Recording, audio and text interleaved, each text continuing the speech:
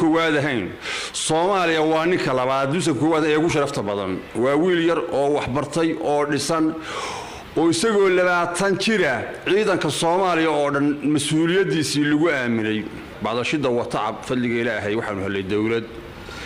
maanta aynu oran karo waxay inoo ku shaqeynaysaa saynu u baahnayn deedna waxaa dhacday oo jirta oo loo yahay oo aan la dafiri karin mas'uuliyiin rag mas'uuliyiin oo Soomaaliyeed oo meelo fara badan oo Soomaaliya jooga oo aan la oran karin waa reer laakiin reeraha Soomaaliyeed ama gobolada Soomaaliyeed ka soo kala jeeda inay ummadda Soomaaliyeed iyo dawladda u jirtaba ay dhibaato ku hayaan waxaan soo raacayaa حسن شيخ ومدحوينه الصوماليين 4 سنه oo tagay ahaa oo habeen afraad qiyaasta liyihii ciidanka dalka odaywaa ku yiri dhiiqaad ku jirta ay ka bax oo waxaan kaaga digayaa dhiiqada aad ku jirto iyo muqdisho inaadan ku dhicin baan kaaga digayaa baan waxaan rabaa horta inaan kelmad ka iraahdo iyo ragu ku jiro حسن شيخ horta odaywaa hadalkaaga maqli maayo waa duusan maanta ninka koowaad ahayn Soomaaliya waa ninka labaad duusan koowaad ee ugu sharafta badan waa wiil yar oo wax bartay oo dhisan oo isagoo 20 jira ciidanka Soomaaliya oo dhan mas'uuliyadiisii lagu aaminay Allah xafidaanu leenahay kuna maqli maayo waa hero waa shakhsiga maanta Soomaaliya duusan ka koowaad ahayn ka labaad ee ugu sharafta badan arrinta aad tiri dhiiqaad ku jirta odaywaayo dhiiqada hadaba kaaga sheekay inaad adigu ku jirto iyo inuu odaywaa ku jiro waxaan ku cadeynayaa ummadda Soomaaliyeedna dhiiqooyinka aad ku jirto ee maanta ummadda Soomaaliyeed ay ku qarinayso ama ay ka warwareegayso baan ku tirinayaa wuxuu yiri 10 maadharkiis baad gashaan ka masaamaxay waan ka masuurtay haddaan sarayo maashaada waxaan ku masaafir lahaa 100 mayl حسن شيخ waxaa tahay adigoo madaxweyne oo wadanka Soomaaliya u dhaartay oo mas'uulkii Soomaaliya ugu sareeyay ninkii Kenya tagay ee gaaladii quruntay ee dhalinyarada Soomaaliyeed ay laysay ee gafuur culus tahaa meydkoodii u sujuuday in ilaahay qeyrkii loo sujuudaa waa xaraan diintuna ka baxaya ninka ilaahay qeyrkii u sujuudaa waxaan ku oran lahaa horta meel shaarica baad ilaahay qeyrkii ugu sujuuday taasina diinka baxbay sheegaysaa meel shaarica oo lagu wada arkayo inaad ku toobad keentid baa horta loo baahan yahay anagu ku xukumi mayno gaalnimana ku sheegi mayno laakiin diinta waxaad kaga baxday meel shaarica oo la wada arko sababtu ay tahay ilaahay baa sheegay qofku qeyrkii qof ilaahay qeyrkii u sujuuday inuu diinta ka baxay oo waliba gaal baqtay u sujuuday horta dhiiriga aad ku jirta kaasa la barwanka waa ku tirinayaa waxa tahay ninkii gayiga Soomaaliyeed ee la haysto jigjiga intuu tagay iyadoo Soomaali dhibta ay ogtahay dhibta jigjiga ka haysata wadanka la haysto aad ogtahay oo dhowr boqol oo kun jeelugaadeen ku xiran tahay ninkii dirgaxda ka ciyaariyay dhaantada ka tumanayay meesha la yaado jigjiga ee cabdi ilay ku casuumay kuwii gobonimada u dirka ahaa Soomaaliyeed lahaa Soomaaliya lagu soo qabto halkan lagu soo qabto baadaheed waa labo taasina dhiiqooyinka aad ku jirto bay ahayd waxaad ahayd isagoo madaxweyne Soomaaliya oo Soomaaliya oo dhan haysta ninkii gabdhihii Soomaaliyeed boqolka iyo faraska laga bixin jiray qoriga ee maxajabadaha ahaa ninkii sidii dekada berberaariga arifooyinka looga rijiray riboodka muqdishadan cad ka raray baata oo ka dhigay adoonta oo iibshay dhiiqooyinka adeedu waa kuma jira ku jira kuwaas aad ku jirtaa waxa tahay madaxweynaha Soomaaliya dalka dhisay oo ka mas'uul dhulku habsada oo dhulkii awlaa guud ee Soomaaliya iibsada waxa tahay madaxweynihii Soomaaliyeed ee dekada berbera xaqul qalinka ka qaatay imaaraadka hadii baydanka u saxeexay dhiiqooyinka aad ku jirto baan ku tirinayaa waxa tahay madaxweynihii Soomaaliya kursiga markuu ka digay 2 bilood ka hor tagay meesha Masar oo yuhuudda kula soo shirayay markay jaamacatul arab ay rabtay yuhuuddu inay khalkhaliso meesha Soomaaliya laga galo lagala hadlayay okay intaas oo kiis adoo ku jira inaad shakhsigii Soomaaliya ugu sharafta badnaa intaad TV-ga u soo fadhiisto aad dhiiqaad ku jirtaa waxaan oran karaa waa garasho darro marrabo inaan ku caayo marrabo inaan ku aflagaadeeyo laakiinse waxa aad gashay oo cad inaan sheegan doonayaa hadday ceeb tahay iyo haddii ay taadee baydankee been ka sheegayo xaal baa ka bixinaya laakiinse wax aadan samayn marrabo inaan kugu sheego intaas oo masalo adigoo soo maray kursiga muddo yar ka sii maqnaa ninka caawa xamar ku wareegaya oo dadka kicinayo qabiil ahaan ku kicinaya tahay ka soo gudub محمد عبد الله فرماجو بعد حمر عاو ضدك كعين صا وكشفصا هوياهان بعض وكعين صا والهميك الصحافه مسن يقول وريقسا بل هرت محمد عبد الله بركان كسو قاضي محمد عبد الله فرماجو انه دارودي هي ادنا الهويته افك هويات كوالسي حمر هويه ليهي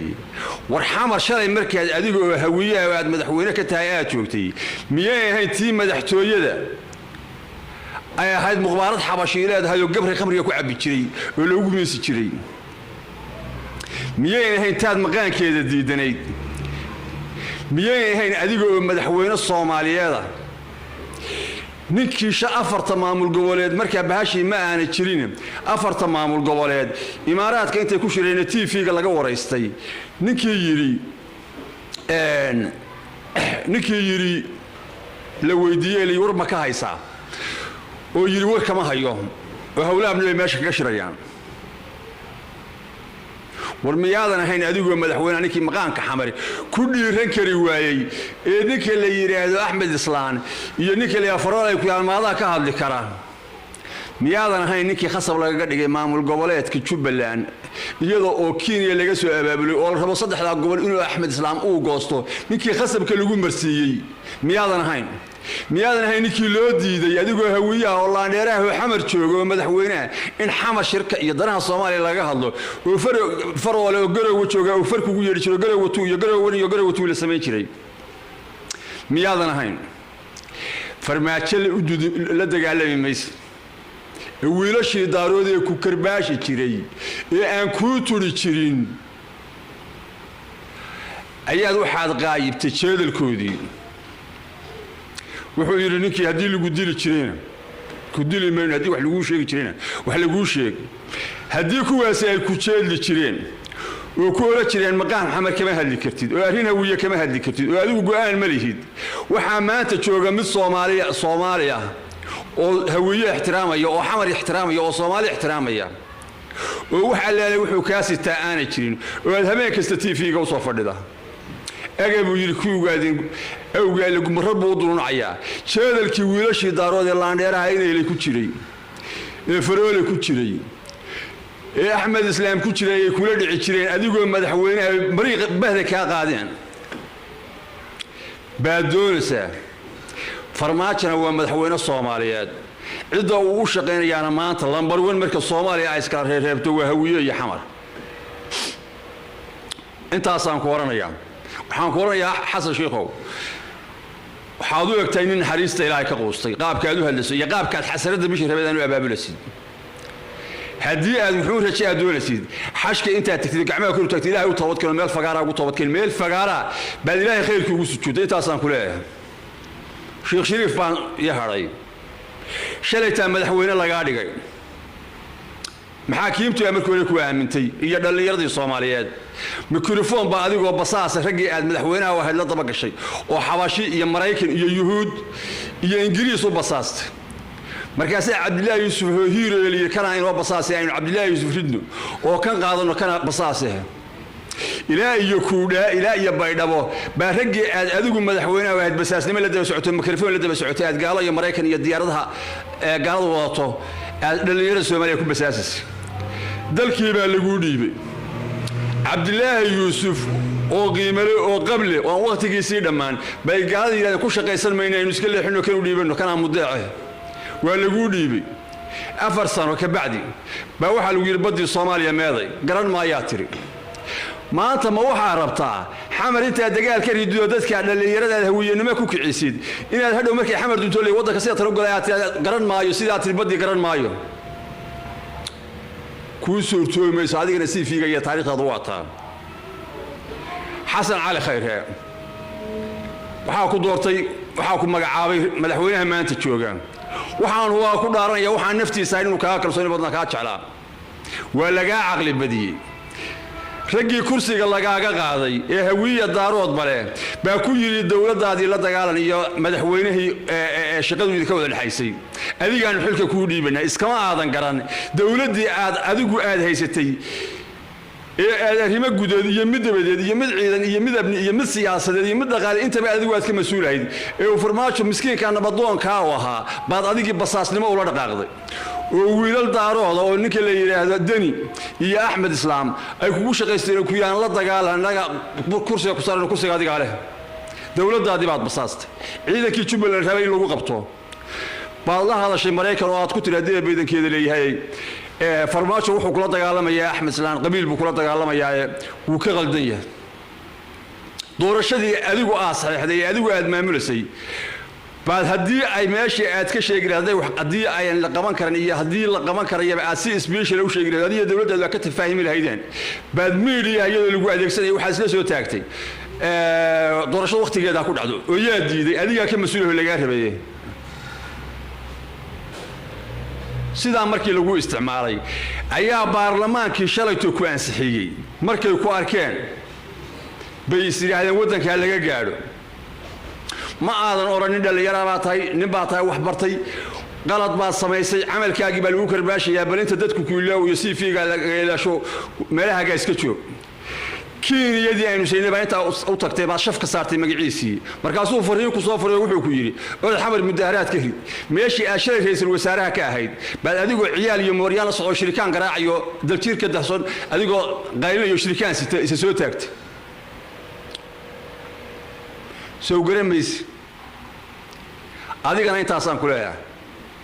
ninka la yiraahdo ina Cabdishakuur gelinka hore iyo gelinka dambe ninka wadaadka ee madaxweynaha baad wax ka sheegaysaa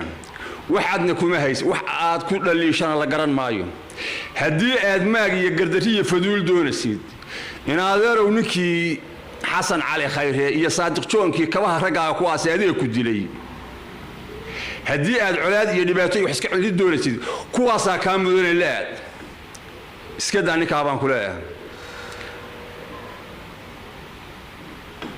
soo gareemays ummadda Soomaaliyeed waxaan leeyahay qolada YouTuberka waxaan leeyahay ee dawladda caayda dawladda waa la caay karaa gelin maalinta markay wax wanaagsan waa la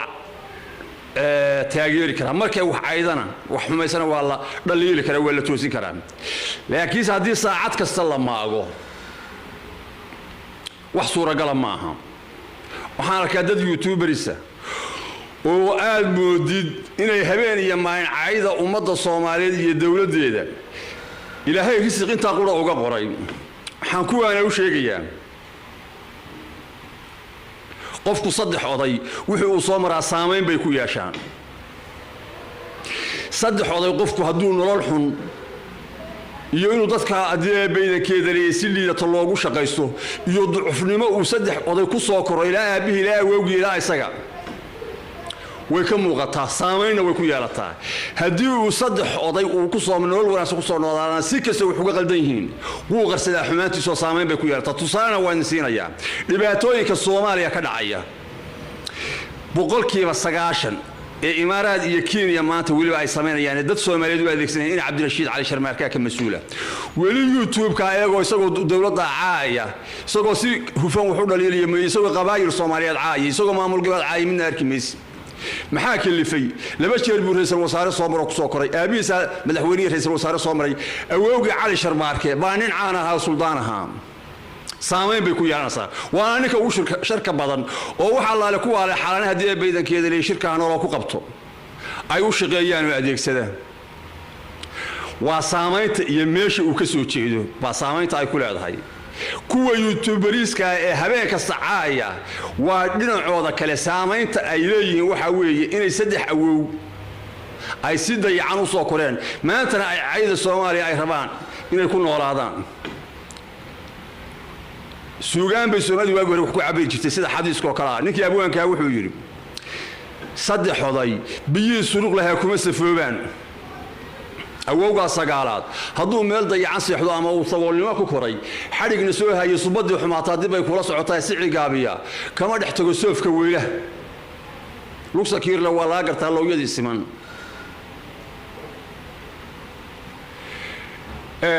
subadii xumaata dib ay kula socotaa soddonada biyo suruq laha saddexda biyo suruq laha kuma safoobaan kuwii tubriska waxaan leeyahay ilaahay risaaqad wanaagsan u doonto ilaahay baa idin nooleeyay kala idin karaameeyay islaam idin ka dhigay muslim samac iyo basar idin yeelay dawladda Soomaaliya caydeeda iyo ummadda Soomaaliya qarankeeda inaad dumisaan oo maalin kasta aad muusan u la taagantiin caaya ka xishoodan leeyahay waxaan ogahay kuwa hadii afarasi qabiil wax ku goobaabinaya oo hadii la caawa hawiyanimo wax lagu qaybsado aan shili ku heleen hawiyanimada oo ku qatan oo ku dulman hadii la yaaradnimo wax lagu qabsado daaradnimada aan waxba ku heleen oo afar dadka qabiil wax ku goobaabinaya waa siir xumo ay saameyn ay ku yeelatay siir xumada ay ka soo jeedaan joojiyaan leeyahay waxaad wadaan ummadda Soomaaliyeedna waxaan leeyahay ilaahay bisha Ramadaan khayrkeeda hayna siiyo waa la dhaafay xilliga qabaayilka waxa saaxiiba 10 nin oo Soomaaliya ka soo kala jeeda ka gees oo Kenya iyo u shaqeeya Imaaraad oo midba qolayahay oo hadba kaar dadka wax qodam mid xisbi mid qabiil mid hadii ay beedakay qaab kala oo magacyadooda aad wada garanaysaan oo midba hawiyele oo isaaq leh oo hadii ay beed daarood oo sheekhaale oo dil oo cid kasta leh oo raxan weyn leh waxa jirta 10 kale oo daw siyaasiyiina oo sharafta Soomaaliya difaacaya oo yana inta in leeglo reeraha Soomaaliya gobolada Soomaaliya kasoo kala jeedo isugu jira waxa idin cadaynaysaa inay yihiin dad danlaya oo ummadda u shaqeynaya iyo isku keen hayst dadka isku haystaan iyo dad sharafta Soomaaliya difaacayo reer kasta leh oo wax qabaayir uusan jirin waxaan leeyahay taageera kuwa sharafta iyo dadnimada Soomaaliya ilaalinaya soo gareemaysa mar labaad xasan sheekh waxaan leeyahay ma ku dhici karaysa shalayto markaa madaxweynaha ahayd 13 nin oo maqaanka Muqdisho leedahay oo hawiye madax ka yahay inaad magacaawdo ma ku dhici karaysa waa maya kuma dhici karayn ma ku dhici karaysa shir inaad dadka xamar isugu yeedhid waa maya kuma dhici karayn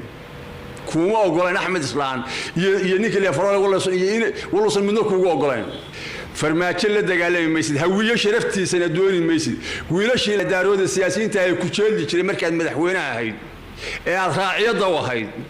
kuwii baad u dulma casaarkoodii aad iyo aad baan islaamay ummadda Soomaaliyeed billahi tawfiiq waxaan leeyahay ciidanka Soomaaliyeed ciidanka qaranka ee sharafta leh waxaan leeyahay kii shalay tooydin ku lahaa sida dadka tuugsada ee barakacayaasha kii ciidanka Soomaaliyeed shalay ku lahaa ninkan boqolka qaadanayna uu iska tag alla kariim yuusan maanta idin isticmaalin dawladda boolisigeedu waxa weeye labada sano ay ku darsatay inay shidaal ku soo saarto ciidanka Soomaaliyeed sida ciidanka khaliijka uu noolaado askariga Soomaaliyeed oo maanta hadii lagu isticmaalo waxay kaliifaysaa wadankaagu intuu gubto inaad tahriibtid oo askari wadankiisa ilaashada berito intuu ku xiro soo geliyo aad u shaqayso ninkii qabiil idin la yimaado idin kala furfura labada gacmood ka tiinad ka geliya